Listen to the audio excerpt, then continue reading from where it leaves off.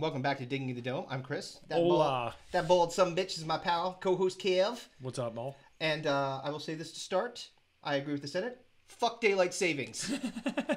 Fuck it. Like what? Like the fallback, the push forward. So you gotta fuck your clocks up. You said clocks, right? Oh yeah. Yes, I think so.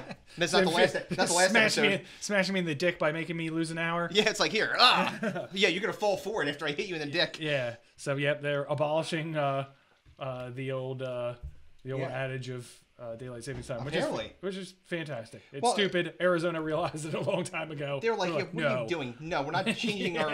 We're not doing any of that. Well, and it's great too because like then you don't have to like think like, okay, well, I could just deal with the fact that time changes. Like for like in an entire year, I don't have to worry about if it's 2 or 3 hours. I don't have to like do like any fucking math. Time marches on. If I'm gonna move the clock backward, it's because I'm getting a DeLorean that's going 88 miles an hour. Gonna go back in time. Yes. I'm skateboarding on the back of cars. Yes. Well, I my don't know leg gets ripped off. Oh my god, yeah, dude. You do not be. That'd be the shortest Back to the Future sequel ever. Yeah. It's like, oh, we went back. We went into the future. What happened to Kevin? Oh, he died. He tried to ride a hoverboard on the back of a flying car. He went over a bridge. he said, oh, maybe the hoverboard will fly me to safety. It didn't fly him to safety. It killed him. Hoverboarded me over the Grand Canyon. It hucked him into the yes.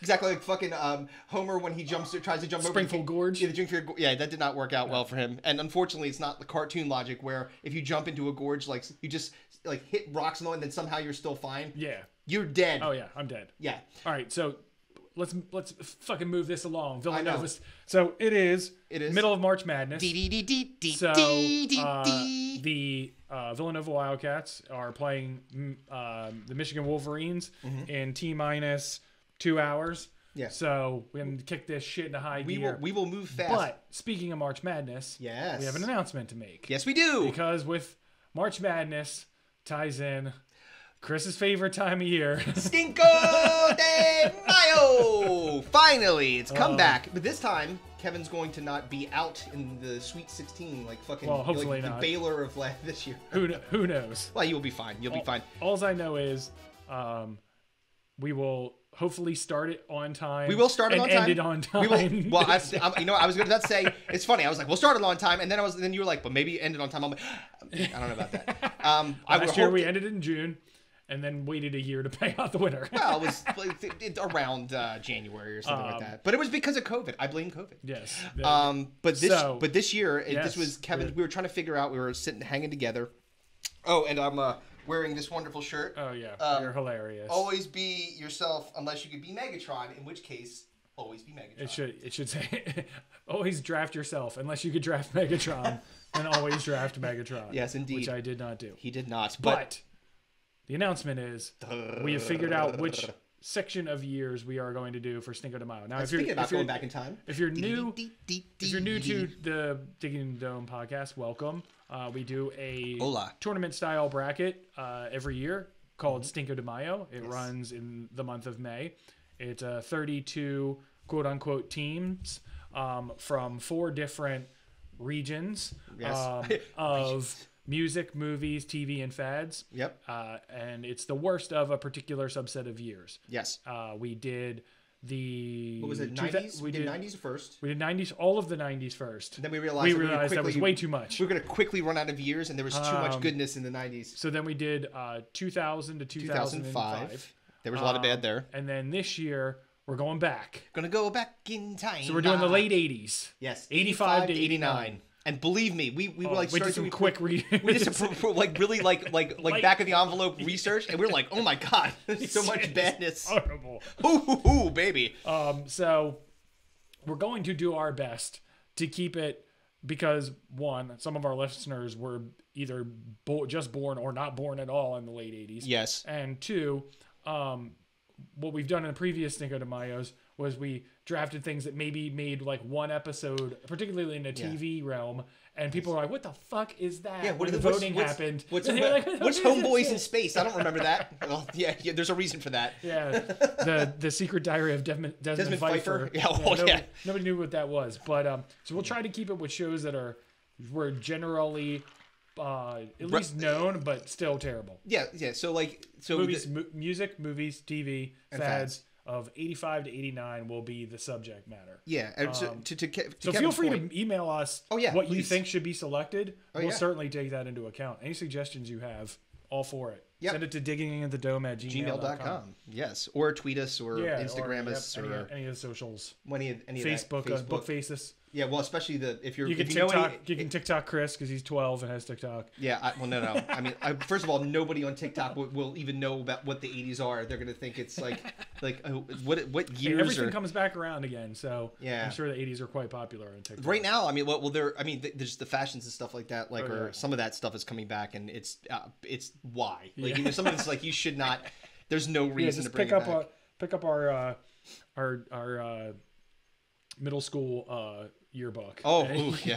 I got 3 of them over there if you want to take a look. They're not good. Like the hair, you'll see. Just trust me, it's not good. But real quick before we get into, because we have a few things that we have to hit today. Kevin, because I think that he may be a spy, moved again. Oh yeah. Well, this is how I get out of jury duty. I just keep moving counties and townships so I don't get called. Yeah. So yes, the reasoning behind it was, as you are aware, I had a child. That's true. The house that I bought 2 years ago was a rancher with very small bedrooms all on top of one another. Yeah. So while it was ideal for just me and my girlfriend, it was not ideal with a kid. Wasn't a very open floor plan. People in on top of one another. If you had more than 4 or 5 people in the living room, whatever. Became like an orgy. We got a new townhouse. Sold this house. The market's crazy. We sold our house in literally 48 hours. Yeah, he was like insane. Dude, Kevin texted me. He's like, we put our house up for sale, and he's like, we have 5 offers. Like what? What? It's like 10 minutes. Like immediately, people are like, we'll buy your house. We don't care if it's on fire. Like exactly, and it may be. So based on my experience in the house in the last 2 years, and we'll talk about that stuff later. Oh in this episode. Yeah. We have. But yeah, Topic Randomizer shit.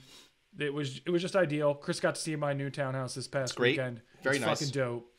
Got full open floor plan, huge kitchen. I'm so very happy to have this space to bring up the kid and then move again in 2 years from now. Dude, I swear to God, he's not kidding. Well, listen, if he does not want to have jury duty, that's the way to do it. I don't move because I like moving. And I'm not a spy, I promise you. I'm not in the That's what a spy would say. I'm not in the American. I swear I'm not. Sure you're not. You're a liar. Skrelnick.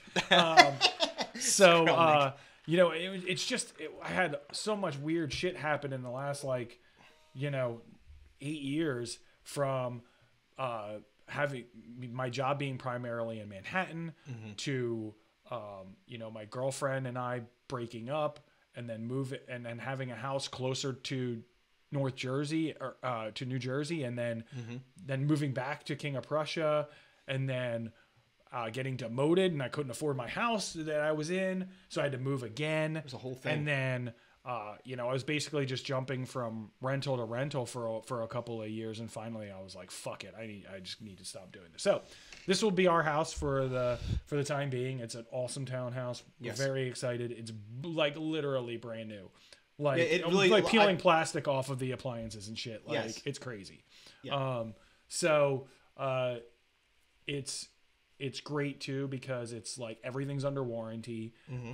Anything breaks, it's not my fucking problem. You don't have to worry about it. Not my problem. You're square. Yeah. So, and I made money on the house selling it. So it all worked out.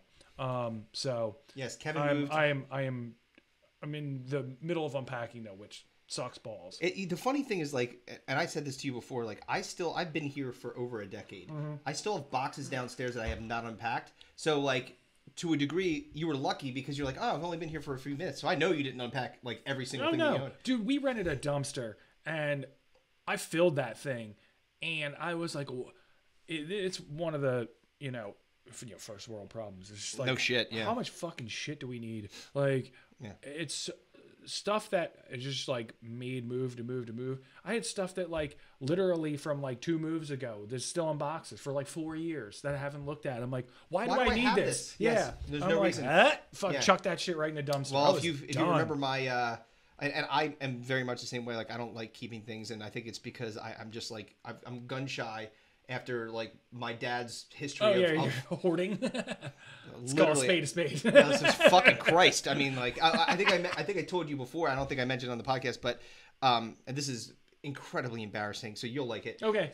So my dad. So I was in the marching band, and we had a very good marching band in Middle Township. They were. Oh no, you did mention this on the podcast. The hat. The hat. Oh yeah, dude. The fucking. It was really bad. You put a picture up. Yeah, I'll put the picture of this stupid hat on. Like he literally they put it in a museum like in Cape May County where we grew up. And my mom like donated it to the museum, and my dad was furious, like, "What the hell are you giving my hat away for?" And I was like, "What are you gonna use it for? Like, it's got no purpose. Will you see this monstrosity of a fucking hat? It's embarrassing enough that he wore it when he was actually following the marching band. Yeah, he's like the dude that wore the Yeti outfit at the fucking Kansas City Chiefs playoff game, or like the Sasquatches. This would be like rocking, like a Grateful Dead fucking t-shirt. Yeah. But like the Grateful Dead hasn't toured in 20 years. Yeah, it's like, hey, that's what basically it would be like. Yeah, but at least the Grateful Dead's got like staying power and is known. This is a Middle Township high school band. It's like a county that you've never heard of in a marching band. Like you're not like celebrating. I guarantee you, I challenge somebody to say this is an internationally known high school marching band. You're not gonna find one. It's not happening. Fucking Christ. We did find the 1993 state championship God basketball hype tape. Listen, I'm serious when I tell you the opening of it. I will. I'll put it in here. You'll see this. I've never felt older in my entire life than watching this thing. It literally looked. It might as well have had the film machine taping. The Zapruder film. Yeah, dude. It's like somehow it was lower quality than like. It was like one definition. Like I don't know. No, it's not even one definition. If you're measuring in megapixels, it was less than 1 megapixel. It was as standard definition could get. It was as many definitions as a blank dictionary. It looked like somebody smeared Vaseline on the lens of the camcorder. And it was like all like like moving around and stuff. Like someone didn't fix the tracking. Dude, it's horrible. Dude, the best is like at the very so they show like all the highlight reels of these people, and then they have to like just get everybody else in. So they just quickly roll the credits of all of the names. Like Frank Corrado. There was like the one white guy, and they just showed him shoot a 3. No shit. He's not lying. He's the guy Lamar Greer, who was a McDonald's All-American that we went to high school with, who played at Florida State. El Boogie. He's like catching dunks off the backboard. Oh yeah, he's doing like acrobatics. This guy's like He's like set shot. The white guy's doing a underhand free throw shot. Fucking Rick Barry. Yeah, it was pretty amazing, dude. But that's fucking very embarrassing. All right, let's kick off the scenario. So, all right, we'll start with the scenario. Yeah. Okay, let's start with scenario, then we'll go to headlines after that. Here we go, yo. Here we go, yo. So what's the scenario? Here we go, yo. Here we go, yo. So what's the scenario? Good news, everyone. So this one was yours. Yeah, this was more along the lines of, just a personal kind of like this is why we ask for ideas. So we got hit up on socials, and it's been the quarantine. People we're finally getting out, getting back to some normal. Yeah. But I mean, we basically had 2 years of where we lived a lot of online shopping. Yeah. For everything. Jeff Bezos is building spaceships for no reason. I think he owns planets now. It's this fucking rich motherfucker. But so someone has hit us up, and I thought it would be good for a scenario. It was, what is the dumbest thing you bought online while either drunk or high? Can it be both? Or it can be both too. All right. Well, that's usually the speed. During quarantine. Okay. During the last 2 years. Want to flip the coin? Yeah, flip it around. All right. Call it. Tails. All right. It is tails. Tails. It is. Okay. So it's an extremely hard question to answer, right? But like I've done it a few times, but like I feel like. When I'm intoxicated, like shopping is not on the top of my priority list. It's not like I don't usually am an impulse buyer. Right. But it's happened a few times. And I'll certainly say that I'm not nearly as bad as a certain person downstairs whose name rhymes with Bo Green. Bo Green. Yeah, Bo Green downstairs. We get a lot You have Mean Joe Green downstairs. Yeah. Well, today, she's not happy. But she knows you're talking shit on her. Yeah, probably. Yeah, she's gonna come storming in here and beat me up. But we often get like packages here where, for that certain someone, it's the questions of what is it, when did I buy it, and why did I buy it? Comes up often. 3 very important questions to ask when a package shows up to the you're door. like, especially if it's from an unknown sender. You're like, I don't know. But it's never been a big thing for me. It's not like, and especially not like I never purchased anything like really super expensive in that kind of a state. So I don't have like a Sea-Doo sitting in a marina somewhere, like just idling, Great. Fucking $6,000 fucking jet ski in your driveway. I don't live anywhere near. What are we doing? The Perkiomen Creek? Doesn't make any sense. Fucking jet skiing up to the duck. Yeah, actually, pretty sweet. That would be awesome. Yeah, it floods there enough that I could probably get definitely there. Definitely don't want to drunk jet ski though. Oh no! Our friend of Out of the Blank podcast can tell you some stories because remember he used to. Robbie that's right. Jet skis. Robbie used to rent jet skis. Yes. You see drunk people kill themselves on a fucking Sea-Doo. It's not. So you're not supposed to be driving anything while intoxicating. It's certainly not a watercraft. A watercraft, yes. A one-person watercraft at that. So, but I really wish you would have gotten drunk and bought a fucking jet ski. That would have been amazing. Nah, it's mostly just stupid small stuff. So, for the purposes of this discussion, it's actually something in this very room. Okay. And that is, and I'll send a picture of it. The short purple curtains over there. So. I wanted curtains to close off the closet, but instead of buying jeans, I bought jorts. Like, I bought the jorts version of... I didn't think of measuring. I'm just like, oh, these are cheap. Chris bought the culottes of fucking literally, this is everything's coming up Millhouse. Like, that's the version of fucking flood curtains, dude. Flood curtains. Oh, man. And, like, I've been, like, looking at it. Like, I look at it every single day because it's right in front it's of right me. across from you. So, like, all I keep thinking of is, like, I got to go to Kohl's and buy the longer ones. And then I'm just thinking to myself, but what am I going to do with these curtains? I'm not going to resell them to somebody. What, just some throw small them in the person's house? fucking garbage, dude. What are you doing? Yeah, they're like $15. It looks like your closet's wearing a mini skirt. It does. That's what I'm saying. It's fucking terrible. Yeah, so that was really bad. Like when I got it, I was like, because like I had done like all the other stuff, like put acoustic foam around here, and I see when you see people buy they're like, oh, I'll buy a chair, and it turns out to be like for a dollhouse. Right. And you're like, fuck, no, I did not read the fine print. Yes, exactly. So that was probably, especially like the more recent stuff. What about the wife's purchases? There's one in particular. I think it was like one of those. Because she's a night owl, like I get up super early in the morning, right? Yeah.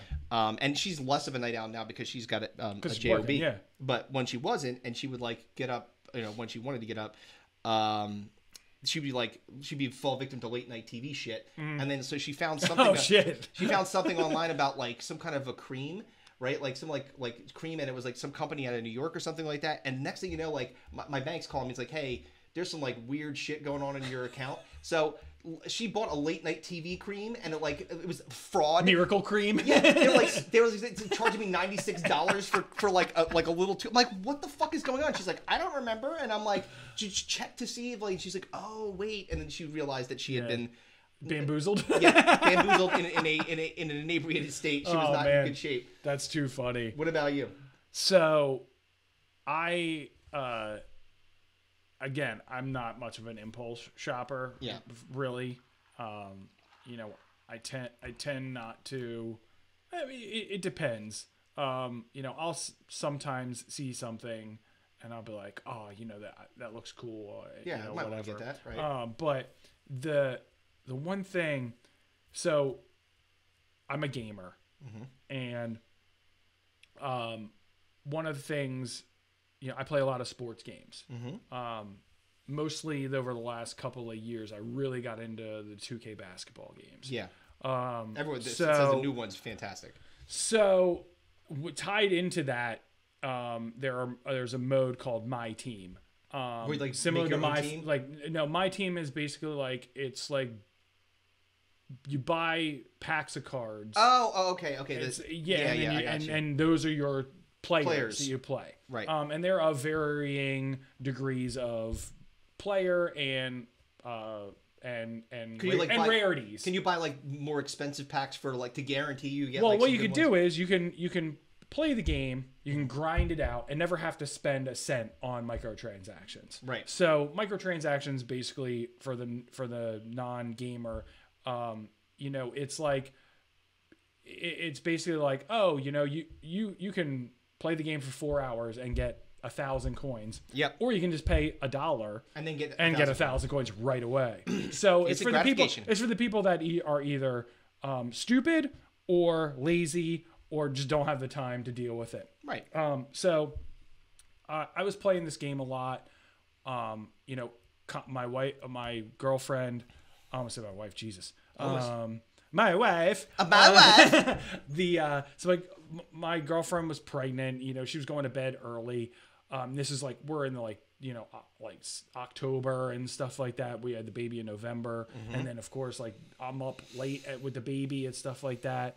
In December, it's winter. There's nothing to do, right? Right. So I'm fucking I'm getting my drink on. You're tuned up. So I like literally like one night I can't remember what card it was. I'm sure it was like some sort of LeBron James that I was trying to get. Yeah. And I just because there's auction houses too where you can buy cards that like a baseball card, like right. Yeah. So thing. So the auction house but you have to have like. You know, there's the currency that you earn from playing the game, and there's the currency you buy with real money. Right. And you can't use the currency you buy with real money to buy the cards from the auction house. That's weird. So really, the only thing you can do is spend real money to buy packs and hope that you get the good cards and then resell them. And I see. So if you get like an awesome card, you could sell it for $1 bazillion dollars, right? VC or whatever they call it. So I literally sat there. We had gone to like happy hour or something like that. And then came home, had some drinks. She went to bed. And I literally like spent, no lie, $75 just opening digital cards? Digital basketball cards. Did you get the one you wanted? No, of course not. What? Of course I didn't. Yeah, no that's the way it should have ended, by the way. Of course I didn't. No. Well, listen, there's a, you know, a very big part of me that collected cards as a child. Oh yeah, sure. So it scratches that itch of opening packs. But the problem is that once the game, because sports games are yearly installments now. Yes. So once 2K23 comes out, my 2K22 team is gone. Yeah, your cards are not. Doesn't exist. Yeah, anymore. You can't do anything with it. Transfer if I bought physical basketball cards and opened them, they'd still have some monetary resale value. Yeah. This was $75 that I spent on nothing. Well, basically for the chance to get something that you would use for a few months.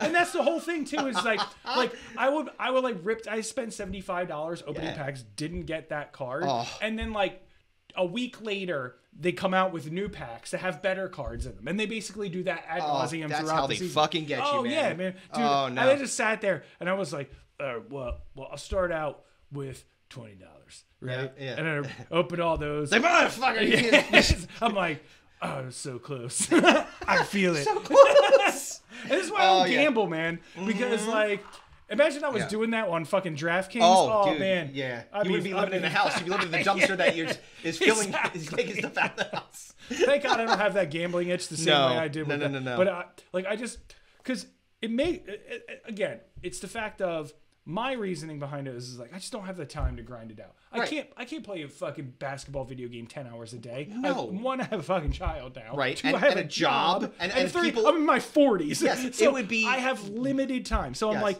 I get this card. I can advance further into the game. I can play with players that I like, and it doesn't. And I don't have to be. And also, I suck at the game generally. I mean, so better cards make the game easier. You know what I mean? If I have a fucking 99 rated LeBron, fuck dunking on everybody. Yeah, you know you're like, sweet. Like, yeah, exactly. Right. But like, if I'm fucking playing with like fucking rating cards that are like 72, like you're like, fucking man. This sucks. Yes. Like I just don't have the time. So I was just like, ripping open packs. Come on, baby. Yeah. Ripping open digital packs. I don't know how it's not considered gambling. I know they've talked to this. It is. I know. And even more so, it makes it even worse. They will come out with packs they call like super packs. Oh, that's that you can they're gold. And you can only buy them with real money. You can't buy them with the currency you earn in the game. Oh, those motherfuckers. They're like, you're guaranteed to get at least one of these cards, and the list is like 100 cards long. Right, and of you're course. like, you're guaranteed. Never. The top one? Nah. Yeah, no, top 15. You're lucky if you even crack the top 15. it's funny because like it's in somewhat related news. Well, first of all, I purchased WWE. That was my fault. Yeah, Kevin showed me a glimpse. I showed you the way. Yeah, showed me WWE. I basically gave Chris fucking digital crack. You did, and I was like cocaine in my house. I was like, ooh. So Chris is a huge wrestling nerd, as we all know. And the new WWE game is actually pretty good. It's very good. So I had like a $50 gift card from Amazon left over from Christmas, so I bought the game. Mm-hmm. And Chris came over on Saturday to hang with me while my girl was out, because we were hanging with the baby because my girl was out with her girlfriends for a girls' night out. And I was like, Chris, I'm gonna let you play the game. And I was like, time to play the game. I'm Chris, like, yes. Chris, oh, baby. Let me tell you something.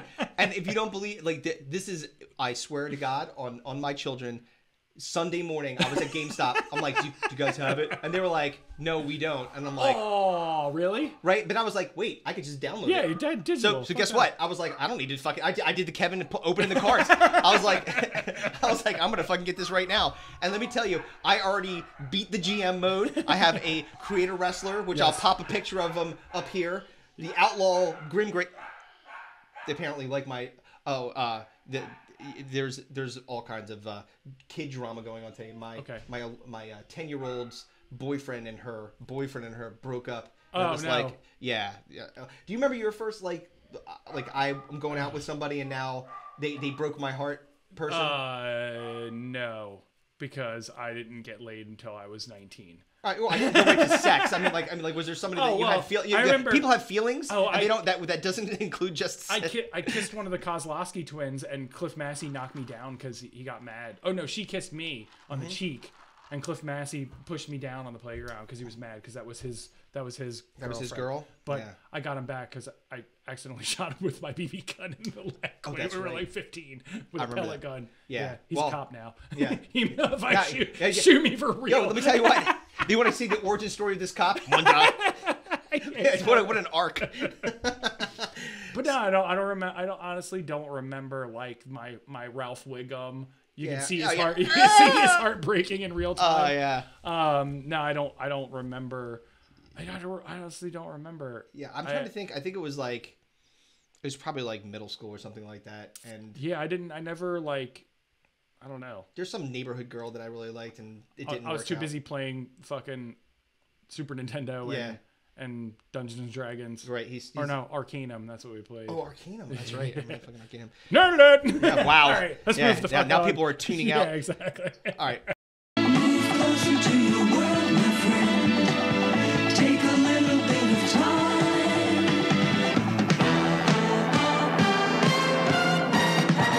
Hello, this is Dennis reporting again. So here are we have two headlines today. The first one we'll start with yours, Kev. The first one we have is the clues to figuring out what happens next with COVID are coming from the sewers. Now, if you would think that this is coming from like fucking like a weird website, no, it came from the Wall Street Journal. Yeah, it sure did. So I was like, all right. Aquan, all right, so you call it? Go ahead. Yep. Heads. Yep. It's tails. All right, you go first. All right, so my first guess maybe the answer is in our shit. I mean, that's quite possible. I mean, what would you do if you found out that you could be immune to COVID forever, but you need to eat some random person's like corn encrusted log? Would you like do Mr. it? Hanky, the Christmas tree? Yeah, you gotta eat the whole thing though, not just a nibble. I mean, like, would you make like a oh my God, a baby milk smoothie for your kid, like with someone else's shit? The cure for COVID is someone else's turd. Yeah, that can't be yours because that doesn't work. You have to have like, it's like a vaccine, but in the sewer. Oh my God, how fucking horrible! Like, would you do it? Like, if you knew it was, it was the cure. Look, here's the thing. I've had COVID. It's not for me at least. Knock on wood. It was not bad. It felt like a cold. I was a little bit tired, but it wasn't. Hey, you know what? And to never experience this again. I'm gonna eat this turd. No, I don't think so. Now, if you said you'll never get food poisoning again, I would really have to consider, because food poisoning is the worst thing that's ever happened to me. That's like literally the worst shit ever. Except for eating shit. That would be the worst shit ever. We have a new champion. So, my first one was, well, apparently the Teenage Mutant Ninja Turtles are fighting COVID. Because that's the only thing I know that's coming from the sewers. Michelangelo hung up his nunchucks and dedicated his life to pandemic research. Just diving into... No, well, technically it would be Donatello because he was the scientist. Oh, that's true. You're so right. So it would be Donatello down there was... researching. Yeah. No, I mean, like, they would actually come up and fight. They're fighting COVID. Oh, like physically fighting it? Yes. Like some dude's coughing, they kick him in his face? They're just fucking hitting fucking people, anti-vaxxers with fucking nunchucks. Yeah. The size got the vaccine. The battle for COVID is coming from the sewers. It's the fucking Teenage Mutant Ninja Turtles. You're like, oh great, they're gonna fuck you up. Yeah, it's bad enough that let's stay inside some more. We don't. I don't want to get COVID, and I don't want to get stabbed with a sai or hit with a fucking bow staff by Donatello. What else you got? So I guess like the next variant could be coming from the filthy homeless living under the street, like, or maybe Chuds. Remember Chuds? Chuds. I had Chuds. Fucking Chudvid. Chuds was on my list for sure. Chudvid. So, all right, man. Now you got to explain what Chuds is. So Chud People is like, so your cousin is Chad, no, but, this, but he's a dud. This doesn't make any. Yeah. So Chuds are it's actually an acronym for cannibalistic humanoid underground dwellers, and it's a terrible horror movie from either the 80s. early 90s or it's 80s. I guarantee it's. Oh, you may then guess what? You may be hearing about this later at some point. Sure. Yeah, Stinko de Mayo might be fucking boomeranging this sucker back, but like it literally like, and I know that I'm wondering if maybe you did actually click on this article because I did not. I'm not done yet. I got another one. No. I'm just saying that because I don't like. Oh, I did. Okay, because I'm like, what the fuck could this possibly be? Yeah, I know what it is. Doesn't make any sense. My next one was that they found out the cause of COVID was the sewer mutants from Futurama. Oh no! Remember this? Yeah, they're not allowed up. Sewer mutants. Yeah, Leo's parents. Dude, that's so great. There's the one girl had gills. The one guy had a fucking giant forehead popping out. What, didn't someone have like an arm coming out of their head or something? Yeah, or like out of their neck. Out of their neck. Yeah. These are again because we just flush everything down the toilet. There he is. We'll pop that picture up there. He's got an arm coming out of his head. This dude's got like a giant bulbous head. Yeah. Oh, dude. Yeah. So the sewer mutants from Futurama are involved in the COVID research. So what it actually was? Would you like to know? Well, what it I is? have one more. Oh, okay. One more. So my last one was that some savant graffiti artist had put down like the formula for the cure in the sewer, like painted it on a wall. It's like a sewer tunnel, like in like rap letters. You know, rap letters. Like they're tagging it. That is the whitest thing you've ever said. Oh, rap letters. They put it in the rap letters. Yeah. I'm actually watching. Did you? This is a sidebar before you talk about that. I'm watching the show on HBO. I just watched the first episode and a half of DMZ. It's like a DC comic. Yeah, I know what it is. It's what's her name? Rosario Dawson. Yeah, Rosario Dawson. It's actually the first episode's fucked up. Yeah, I've heard it's decent. Yeah. We're watching Minx on HBO, which if you don't know, it's about a 70s feminist who goes to a guy who is a male pornographer basically, and creates a women's magazine. That she wanted to start out as like a feminist movement, and it just turns out to be a magazine full of guys' dicks. So I'm watching a show that's based on the comics. His is cocks. Yeah, comics and cocks. Comics and cocks.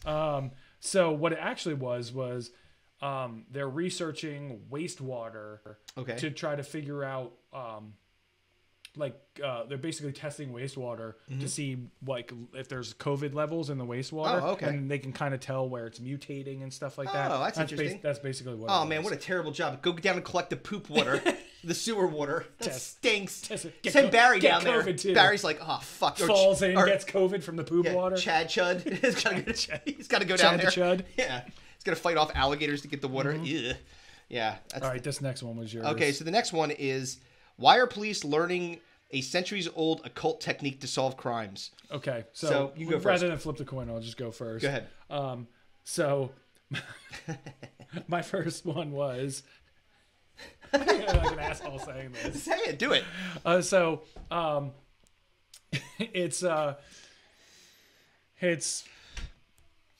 Well, finding out if a woman is a witch by burning women at the stake. Funny, she's white trash. No, a witch. Oh, a witch. Yeah. So a cult. Oh yeah, cult. Yeah. Yeah, I thought you said white trash. I was like, what? Like that? Does that tell you something? It's like if they go up really fast, that means they're dirtier. Oh man, hope that equal pay sign isn't flammable.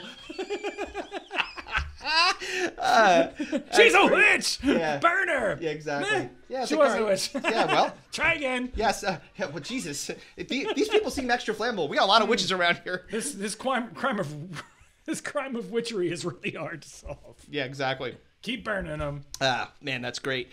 So my first one was why are they learning these occult techniques? Is because the cops are afraid of getting replaced by RoboCops. Like you got forensics, DNA, cameras everywhere. You know, why do I need a fat racist with a bad mustache? I could just do like Johnny 5-0. Yeah, it's gonna be less dangerous to brown people. He's like, no. I know this 1800s. Yeah, they're like busting out old techniques. They're like, yeah, like, I'm gonna use this fucking like spectrometer or like some like weird thing. Like it's got, and it comes in a brown bag and it's like you have to twist it. It's drilling into people's fucking heads. It's just too hard to fucking commit crimes nowadays. So you know they're like they're going back in time. Back in time. So my next one was.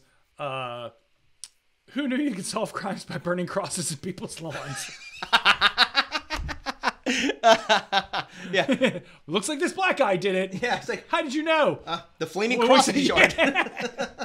Did you set that flaming cross? I don't know. Why do you smell like gasoline? Why are you holding a can of gasoline? Why are you on fire? Exactly. He's like that. You're like, sorry. I just got too close to it. That's all. I swear. So my second one was why did they go to the occult techniques? Was didn't you see Spider-Man No Way Home? Like, spoiler alert, the fucking multiverse cracked open like a goddamn egg. You know, so we're on the precipice of all kinds of weird mutant creatures, like the fucking arm guy, the arm. Yeah, the aliens, the Kree. I don't think traditional police work's helping us there, so we need to get weird and fast. So I did not have any more. I have one more. Okay. So the last one is maybe because criminals are getting more creative with their deviant behavior by using like black magic, you know. So, yeah, that's like, what I was saying. What's the name? Oh my God. My fucking baby brain. Yeah, I know, dude. That's so funny. Like I just saw like the memory. WandaVision. WandaVision. So the who was the neighbor? Agatha. Yeah. Harkness. So yeah, Agatha Harkness. So it's like that's what's going on. It's like we have to deal with that. I think that's fucking. You know, I blame the Harry Potter universe. You know. So I'm fucking annoyed because I was trying to find because you never click on the article. So I was trying to find out what this one was because you didn't send the actual article. You just sent a screenshot of the headline. I can't fucking find it. So now it's driving me crazy. Well, we'll just assume that it's because of witch burnings. Yes, witchcraft. They need to fight. They need to fight them on their own, like, you know, they're on their own level. Yep. That makes sense. Okay, well that was the headlines. Yes, wonderful, sir. lovely. All right, I guess we do. You know, this is first of all. Yeah. We'll go to a commercial here. Yeah. Well, we're gonna switch to Jardin.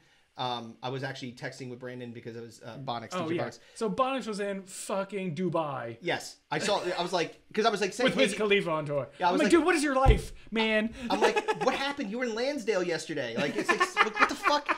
So like, I was texting him. I'm like, he's like, hey, because we were like long time no talk to, and I'm like, yeah, you got to come back on. We have to hear like regale us with tales of Vegas. And he's like, sure. And basically, it's like after I get back from Dubai, it's like fucking crazy. Dude. Yeah, he's living quite the life. We'll talk about his weed company, Jardin. We'll talk about that, and then we'll be right back. On the Digging in the Dome podcast, we support organizations and people who work to make the world a better place.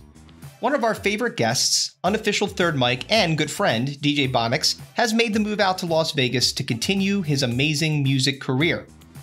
When he isn't touring around the world with Wiz Khalifa, he is helping the patrons of Jardin Premium Cannabis Dispensary.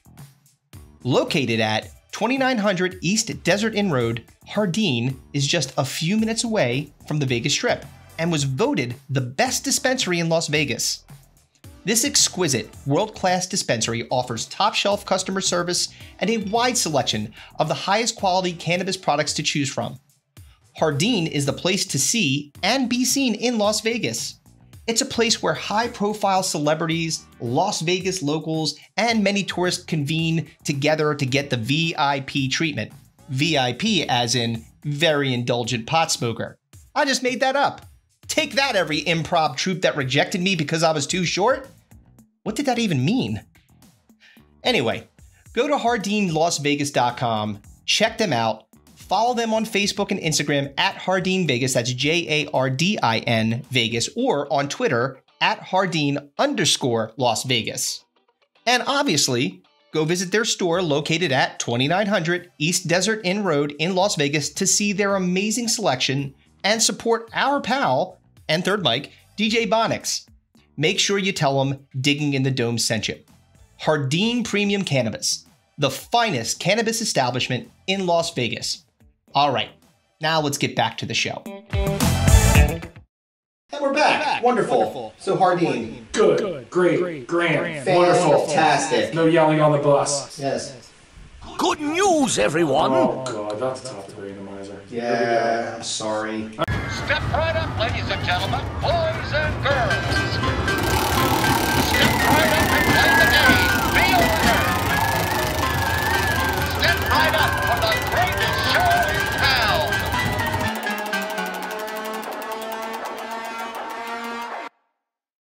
All right. Topic Randomizer. So. But this is not great. Again.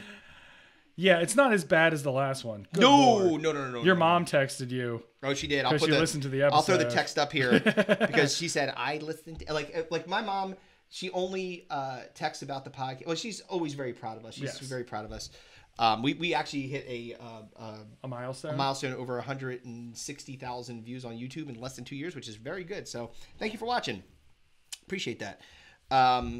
But she texted that she was like, she remembered this incident that you had talked about, and that you would forgive. How could she forget? You were forgiven, of course, because my mom is a very forgiving soul, and she said that you can come to the crab fest that we're going to have this year, which is great. So you're as long as you eat, just make sure you fucking throw a couple carbs in you before you start putting them down. You know, mind your manners. I'm coming in swinging. Mind your manners. Be great. You come in with fucking headgear. Full boxing gloves. Yeah, exactly. Oh, man. All right. So, but this is the Topic Randomizer. 2 weeks. 2 weeks. And 2 weeks is again, we're talking about all kinds of old shit. An Money homage Pit. to the Money Pit. Yeah. Yes. Do you remember she's good looking wool. She's a good looking wool. Do you remember who said that? Do you remember who the contractor Tony. Oh man. No, dude, you're Joe. come on. Joe Montana. Very good. It was Fat Tony. That's why you said Tony first. Kevin's brain's working. Yeah. So it was basically the contractor in the Money Pit, and it's called the Money Pit for obvious very good reasons. Had said it was going to take 2 weeks to do this project. Everything was 2 weeks, and it did not. Did not take 2 weeks. No, it did not. Yeah. So that's why that's what this is. So I don't know where the coin's right there. Okay, so I'll flip the old coin. Yeah. You tell me. All right, tails. Oh. All right, just look at it and tell me what it is. It's heads. All right. So I'll go first. You want to go first? You want me to go first? Your choice. That's right. I can choose. Yeah, you can choose. Yeah, you go first. All right. I don't want to go first. You do it. I don't want to. So I've talked about my house that I bought and now have subsequently sold. Yes. So this house for me was a pain in the ass. No shit. How long did you live there? 2 years. 2 years, and the amount of things that happened. Yeah, I had to fix many things. Aggressive. 90% of them were because the person who owned the house before me fancied themselves a handyman. Were they? And they just no, no, they were not at all. No, they weren't. They decided to try to fix a lot of the thing. I mean, the house was built in 1960. It was renovated in 2007, but a lot of the renovations were done by the person that bought the house. He farmed it out, some things out, but most of the like Band-Aids on a bullet wound kind of thing. Okay. Right? So when I came in with the understanding that, listen, this house is kind of old. I got some money set aside after closing and doing all that. You could do some things I could do tweak, something to tweak. Yeah, I like, I could put new carpets in, new flooring. Right. Do that kind of stuff. Right, and you want to kind of like do that anyway, just because you don't want the yeah. I mean, this place has got old man stink. Yeah, exactly. So, the what I didn't expect was the amount of time, effort, and energy that I would have to spend on the one thing that I wanted more than anything out of this house. Oh, yeah. Was the goddamn pool. So, mill pool. Yeah. Hell pool. It was like, we're in the middle of the pandemic, right? So it's 2020 I bought this house. So this is like summer of 2020. The thought was, we're going to be fucking stuck here. Can't go anywhere. Right. It's going to be awesome. Have a fucking pool. Like, yeah, it's going to be, invite people over. It's outside, so you got the fucking social distancing thing going on. Right. You're fucking hot as balls outside. Fucking grilling, pool, all that stuff. All the best laid plans. So, there's an old adage, and it applies to pools, boats, and children. And it's... The blacker the berry, the sweeter the juice. What? Definitely not that adage. What is? That's like the Jeopardy guy that really gets it wrong. Oh man. So the adage is, don't be the person that owns the pool. Be best friends with the person that owns the pool. Very smart. Because then you get to use the pool whenever you want, and you don't have to fucking deal with it. It's the same thing with boats, and it's the same thing with kids. Yeah. And it's like, don't be the person that has kids. Be friends with the person that has kids. Then you can hang out with their kids, And get your fill, then and then leave. I gotta go. And I've learned this very much. Well, now, yeah, you hit the old reset button, so you're starting from zero. But so the pool is an endless pit in the ground full of water that you throw money into. Oh my god, this thing was a money vacuum. The filter. So, yeah, well, the filter should have been like a fucking Coinstar. Shitting in filters. Thank you for not fucking me big time. So that's a good. I can't even begin to describe, like, especially with the pool. It was an older pool, again, older house, older pool, but it had been the lining. It was a liner pool. Yeah. So it had been recently replaced, so that was fine. Like the pool itself, fine. It's the guts of the pool that's the problem, and it's like. It was like one of those things, like, you ever have or meet someone that like refuses to get rid of their car? They just drive an old car drive it into the ground, and like it's like, oh, in order to start it, you got to fucking tap the fucking thing with a hammer twice, and then you got to put oil in it every fucking 4 miles, and like, you know, exactly. It's like, dude, why are you using this goddamn thing? Yeah, the thing's gonna smoke every few minutes. I gotta let it cool down, and then I'll start it back up again, and then go. Put it in H. Put it in H. Exactly. So it's one of those things. It's just like, just fucking just put a new one in. You know what I mean? New whatever.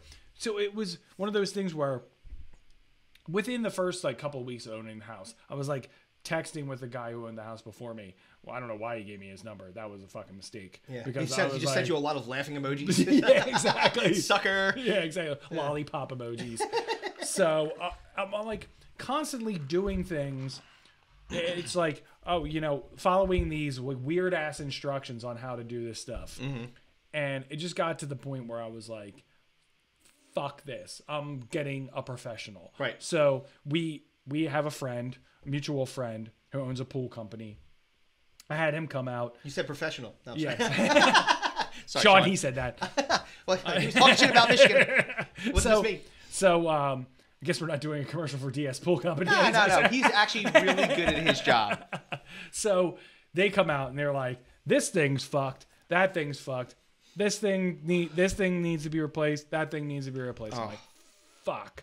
So, like, all the things that aren't do the whole. all of those things, right?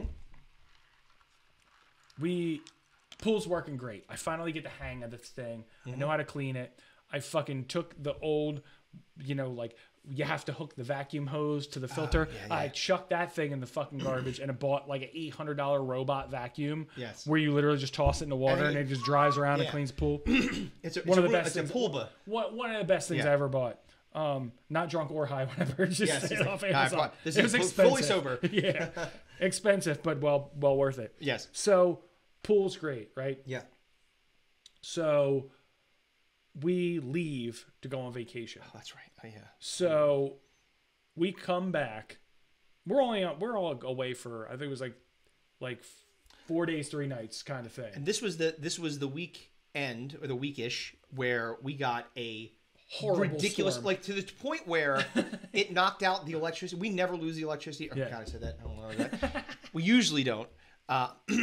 So like when we lost it for like over a day, like it was a day and a half or something like that. And I had to go buy like an $800 generator and you know, like plug everything into it, which for whatever reason was like the refrigerator and everybody's devices. Like 9 devices. I'm like, what the fuck, man? Like it's like grandma's iron lung. Fuck that. Yeah. Life support system. I gotta play. I gotta open up basketball packs on Xbox.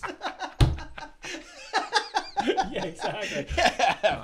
Hey, her life is over. I still got a few more months where these cards are going to be worth something to me. Oh man, I'm gonna have to talk to my kids. Fuck that. Plug their iPads in. Exactly.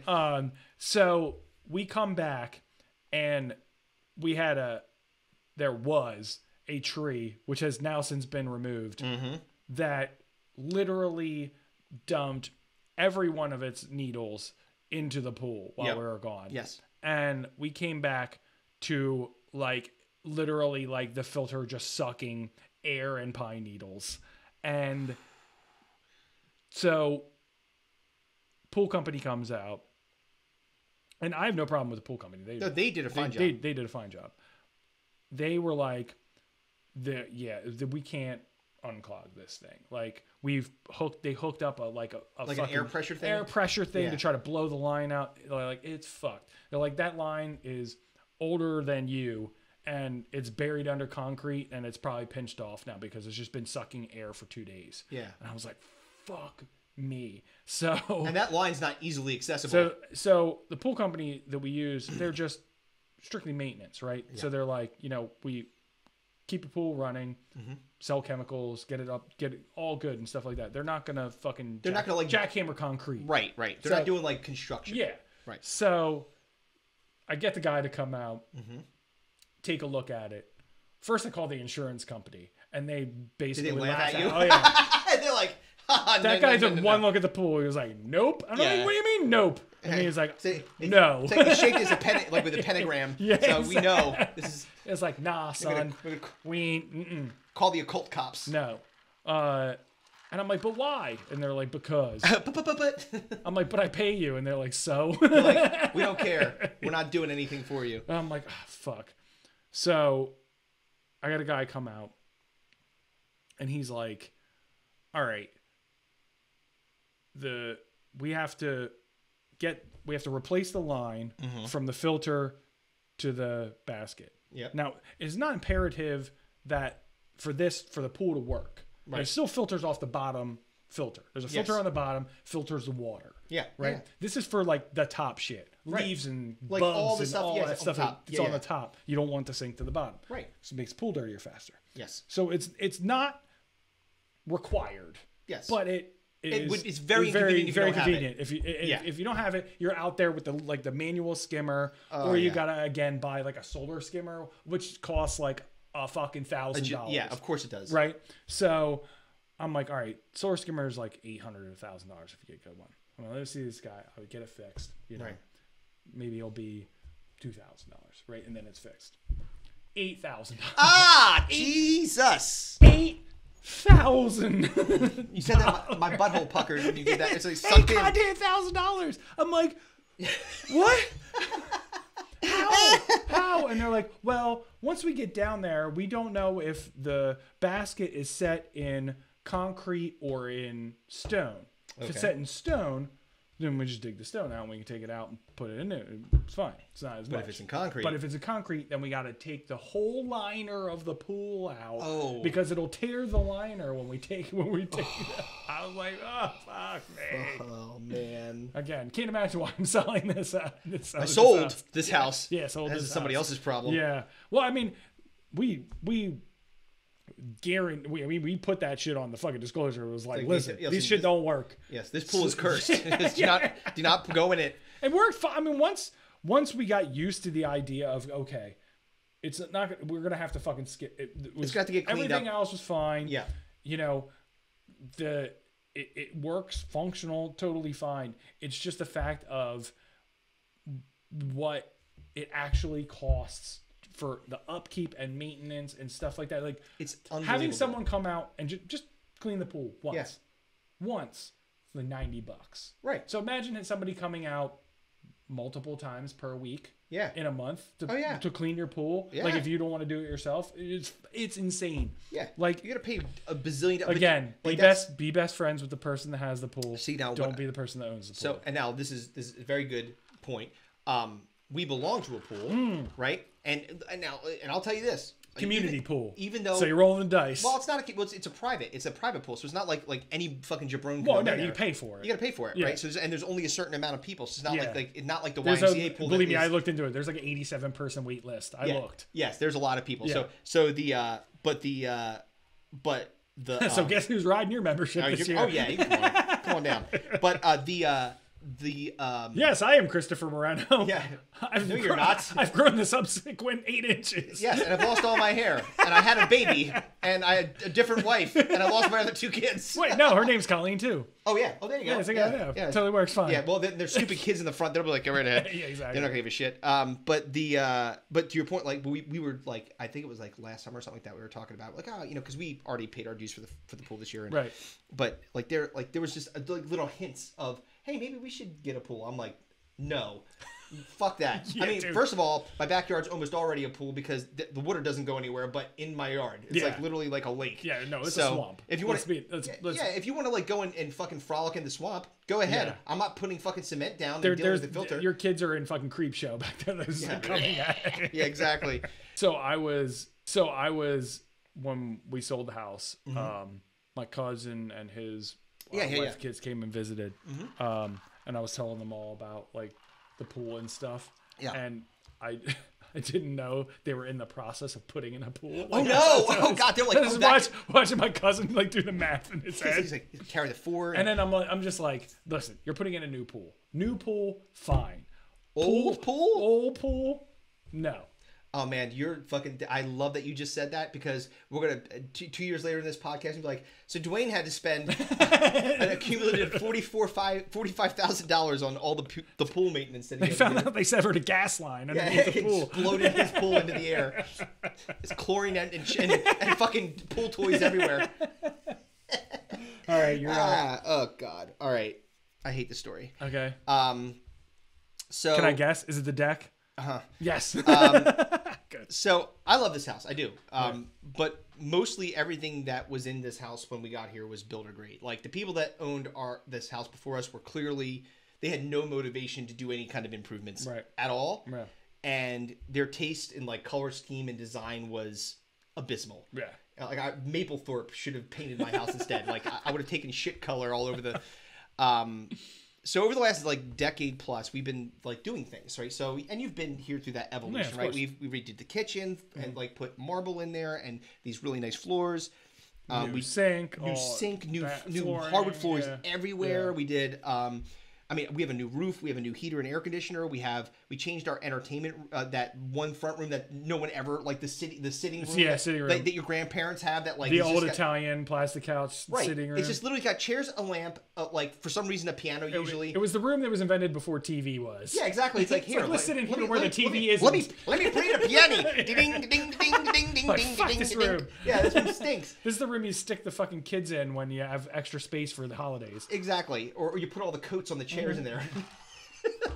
Yeah, that's where they go. Yeah. So we changed that into an entertainment room, and then our dining room into like a wine room thing. So like we've done a lot here, a ton. And so Colleen, my wife, my lovely wife, your outside space was a mess. You already brought it up. Yeah, like so it was swampy ass backyard. Swampy ass backyard. It was the grading of the backyard sucked dicks. Terrible. It's terrible. And we had a paver stone porch out there, right? Which is just like on the ground, stones in the ground, and literally because you have to think about it. It's one of those things where you visualize it, you don't think about it. It's just like they take stone tile, and put them together, back to back. Yeah, And like fucking grass and shit and weeds grow in them and stuff like that. I'm literally living in the Sahara Desert. It's like I have water just like not Sahara. Sorry, not the Sahara Desert. That's the opposite of that. No, I wish it was the Sahara Desert. It's more like the fucking the Brazilian rainforest. Yeah, exactly. Like everything grows in there. Like literally, I would power wash. And like pull the weeds with like and use a screwdriver to pull the weeds out of it and like put more paver and they're just set into the ground.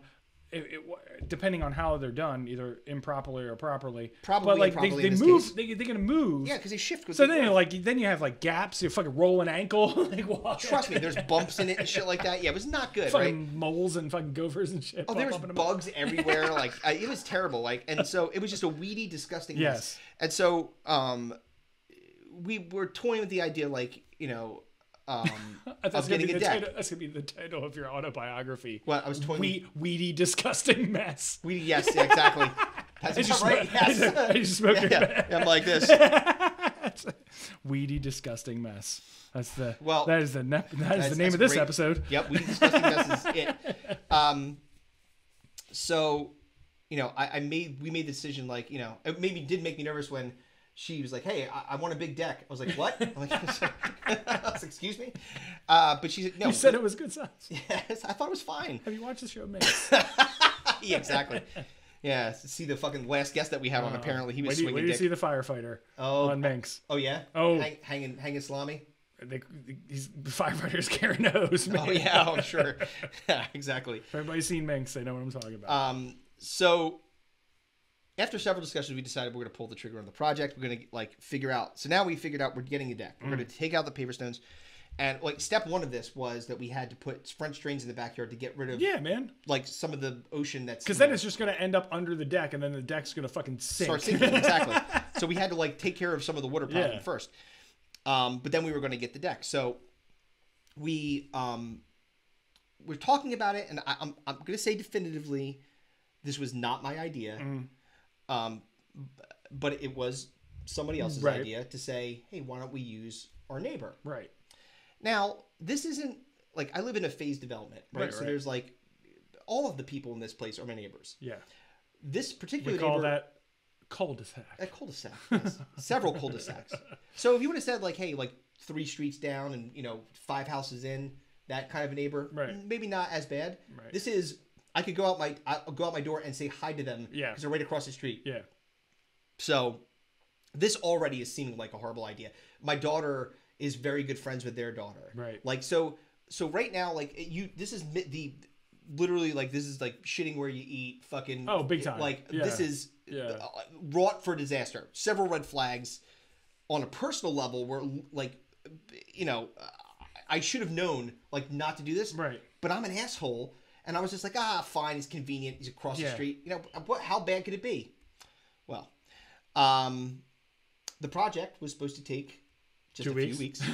2 weeks. And it took over a year to complete. An entire year. A year. So now wait, the bulk of all the stuff that needed to get done was done in a few weeks. Yeah. But then things started to fall apart, right? And you may say, well, what could possibly, you put a deck in as a Trek deck. It's a huge deck. Yeah. It's fucking huge. Yeah, it's huge. What could possibly go wrong? Well, the first thing that was going wrong was someone decided that nailing was for suckers. And so a whole bunch of the boards didn't have nails in them. And so when it got hot, they would bow up. Rise up. It was like a rainbow. I was we would look at it is that... and of course it's right near the steps, so it's literally this might as well be a lawsuit immediately for anybody who comes over is gonna be fucking fall over. Ned Flanders' house when the tornado took it. Yeah. And they were we ran out of paint. Oh, we ran out of floorboards, so we just painted it dirt. Yeah. Yes, that was pretty much it. So that was one of the first things. Hey man, usually people put nails in the deck so it doesn't bow up. Could you put the nails in, please? Right. And it took a while in hemming and hawing, believe it or not, and then come and fucking do it. Then they put this back door, this sliding back door in that didn't lock. And so I'm oh great. So this is just basically I replaced my lockable back door with an entryway for a criminal, I might as well put a roll out of red carpet, come and rob me and kill my family. So you're well, the kill my family part. Yes. We can negotiate here. Don't rob me, but I mean, unburden me. That's different. Just kidding. Best investment ever. Yeah, exactly. That would be all right. But so basically, like, I was like, well, hey, the back door lock's not working. And like, it, again, was like pulling fucking teeth. I'm like, dude, you put this in here. And he was like, well, you got to talk to the manufacturer. I'm like, why do I have to talk to the manufacturer? I didn't fucking choose the manufacturer of this door. You picked it. Yeah. Right? So sure enough, the manufacturer comes out and this guy's like, oh yeah, this lock is fucked. And he's like, well, I could send you a part in the mail. 4 weeks later, he sends me the part in the mail, and it doesn't fit. And I'm like, dude, what the fuck? So I said, you have to come over and fix this thing. So he does. He finally comes over and fixes it. And then the solar lights that sit on top of like the fence, like the actual like fencing around, like the railing around it. Yeah, the railing. They decided just not to attach them. So when a wind blew, like the fucking light would fly off and like be in the yard. Like a lantern. Yeah, it's like when people are like celebrating a funeral in China, like they like lit the little thing and like it goes. There go my deck lights. Yeah, exactly. Great. There it goes. It's in my neighbor's yard now. So I'm like, hey, could you like come and secure the fucking lights? Yeah. And he's like, well, if we secure the lights, then we won't be able to change the batteries. I'm like, then why did we choose these? I'm like, if that's the case. And then the crazy part is like, wait, aren't they solar? What do they need batteries for? Well, because you need to have like rechargeable batteries, so it like does whatever. It's like the solar panel. It's solar. It's sun. It's charged by the sun. I didn't invent these fucking lamps, Kevin. So anyway, he says, oh wait, actually, if we put the screws here, here, and here, then we can actually just take the top off, and then you can put the batteries in. I'm like, great. Can you please do that? So then, and in the process of doing that, 2 weeks. And it was again. A year, right? And it was not like a year of like, you would figure, okay, this is the person that is friends with your daughter. This is the person's across the street from you. You would just be like, I'm going to bend over backwards. These are my friends. These are my people. Like, and if I would have gotten a good like experience out of it, I would have like. They would have had a free ad on the fucking podcast. Oh wait, so, and I'll get to the what is basically the bow on the story in a second. So anyway. Year goes by. Finally, all the shit is done. Fixed and done. You know, like I didn't even mention the fact that like the lamp wasn't even sitting right on the fucking. Like, the measurement was all fucking whatever. Yeah, dude. The fucking the lattice on the bottom wasn't complete, so any kind of critter can go in there, including my dogs. I'm like, could you please block this off so my dogs don't fucking end up like as fox food, or like eaten by a snake. They're small dogs, so it's probably about a month and a half later after all this shit goes down, right? And like the relationship has been severed, right? Not good. And I get something in the mail, and it says, and it's a note from them. It's like a card from them. So I'm thinking, oh, is this going to be a, hey, sorry for fucking you over for a year and not fixing all the stuff and doing it right the first time. Right. Here's some money back maybe, because it was a very expensive project. Right. But no, it was not. It was, hey. Did you like what you got? It's a Dear Krista. Krista. Crista. It was like, so he's like, first I'm going to call you a girl, then I'm going to ask you for a fucking referral. A Yelp review. Yeah. I was like, go fuck your mother. Are you serious? No. You're lucky I don't sue you, you fuck. So anyway, the deck is fine now, but getting there, not good. So don't. So can I ask a follow-up question? You may. Financial cost. Like $40,000. Somewhere in that neighborhood. Around $40,000. When it was all said and done. Glad you're laughing about it. Oh man, I was like, so pissed about my $8,000 pool. Yeah, you have nothing on me, pal. Oh, nothing. Dude. I would have burned that guy's house to the ground. Dude, you don't think I thought about it? Every day when he was going to work. Dude, dog shit at him. Dude, you know the meme of, or the gif of Fry like slowly squinting his eyes? That was me. Every time I went to the mailbox. I'll show ye. I'll show ye, exactly. Fucking God. $40,000. Right around $40,000, yeah. It was not great. So anyway. Oh man. The deck is fine now. Yeah, it's actually really nice. Very nice. But the getting there part was not great. And that's the moral of the story of the movie The Money Pit. It ends up being a really nice house. Eventually. That costs them their marriage. Yes. The great Shelley Long and Tom Hanks. Yeah. Young Tom Hanks. All right. So our old friend, Hom Tanks. Hom Tanks. Father of Chet. Yeah. All right. So we have to spin the old wheel again. Got to do it, dude. Hit it.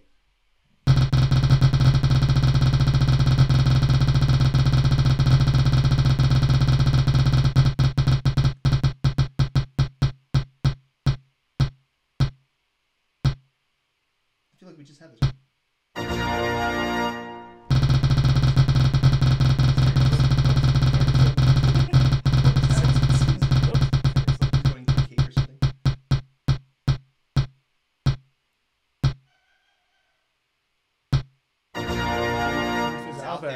This is like the conspiracy theory. Yeah, I like it. I like it. All right, this one's not so bad 'cause it's not about us. No, exactly. Or live the fact that I'd rather get fucking alien probed than have to deal with another $40,000 expense and year of pain. Seriously, my life. All right. Well, we get to do the draft. The old draft. I believe this draft is courtesy of you, if I remember. Yeah, correctly. we brought this. We actually. I talked about this a while ago, and I can't remember why. I remember why it came up. So, we had talked about a particular movie where the guy pulls down the girl's panties and the big bush comes out and he comes her to the ceiling. Yes, we had a clip of it in there. Yeah, so I was like, you know what, man? We talk about these movies all the time. We got to do like the greatest like spoof parody comedies of all time because they're so fucking good. We talk about them constantly, reference them, what have you. So that's what we're drafting: the greatest spoof parody comedies of all time. Now, so go ahead. Now I was going to say one thing that, like, because Kevin was lamenting over the fact that he got the first pick in the hairstyle draft. And now I'm getting the first first one here. But Chris is just gonna pick terrible stuff for his next pick. He's like worst things in my scissor caddy. No, I'll be like his scissor caddy. No, I'll be like the worst boxes on a tax form. Like what? 10C's a bitch. All right, so I'm picking the next one too. Since I gave you a good one. That's fine. So you got the first pick. The reason I mentioned that was because this is really hard. Like, this is actually a burden. The first pick is a goddamn burden because I can't pick two back to back that I want, and I know you're going to get. I think I have a list of 20, and my 20th one, and it was like I want all of them. Yeah, exactly. So we have to do is define like a spoof parody comedy. So it either has to be a direct a direct take off of like another an movie or movie franchise, movies. or like a genre of kind of movies, right? Exactly. Yes. Yeah. So that's basically, if it's a take on westerns, or it's a take on a specific movie like James Bond, exactly. That type of stuff. Yes. So yes, we're getting in the territory where we're kind of disclosing maybe some of the picks coming. Well, first pick. All right. I know that if I take this one, that you are definitely going to take the one that I want. Well, I have two. So. I know. Well, that's what I'm saying. You're going to take. It's going to be in the next two that I get. Right. I'm really upset that I'm going to take this one, but it is like the de facto best and like through multitude of research, the de facto best parody movie on most lists, and that is Monty Python and the Holy Grail. Okay. So. It's if you've never seen the movie, it's fucking hilarious. It really is. It's ridiculous. I'm gonna disclose something. Yeah. Not what I thought you were gonna pick. Okay. And not on your list. Also, like middle level of my list. Wow. This is why. So okay. I love how you're disparaging my pick in the middle of my pick. Well, I mean, one, that's the idea. We're supposed to disparage each other's picks. But I wanted to share a personal homage to this. Go ahead. So I had never seen any of the Monty Python stuff until I met you. Yep. And we started hanging out a lot, and we were at your house hanging out, and you showed it to me, and I thought it was the dumbest goddamn thing I ever seen in my life when I first watched it. Yeah. I'm like, this is fucking stupid. Right. It's not funny. Yeah. What the fuck are you showing me? Right. And then it just grows on you. It's not like one of those things where it's just like.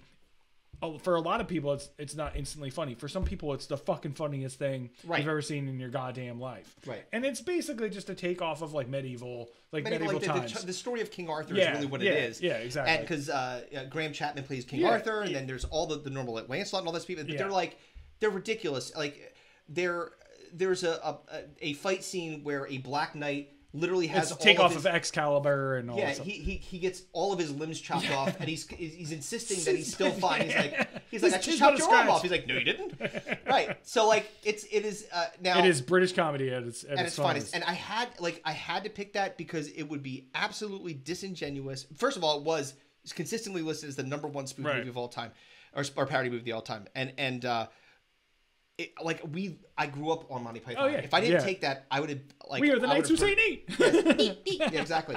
Your father smelled of elderberries.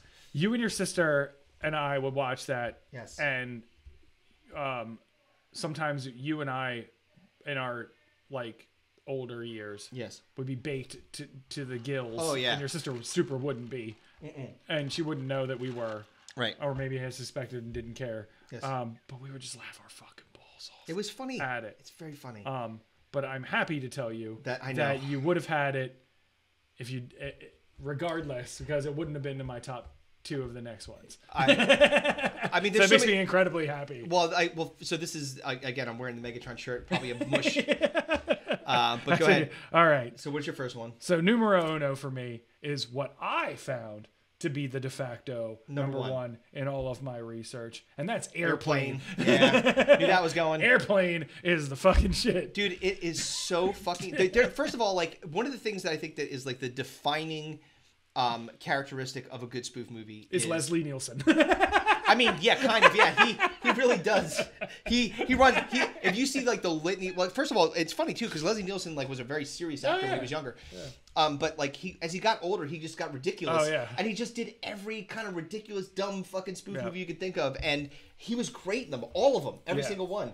So Airplane was one of the first like edgy movies that I got to see like when you were younger. When my parents watched it, and I thought it was the funniest thing, and I didn't get half the fucking jokes at the time. Right. You know what I mean? It's just like, funny.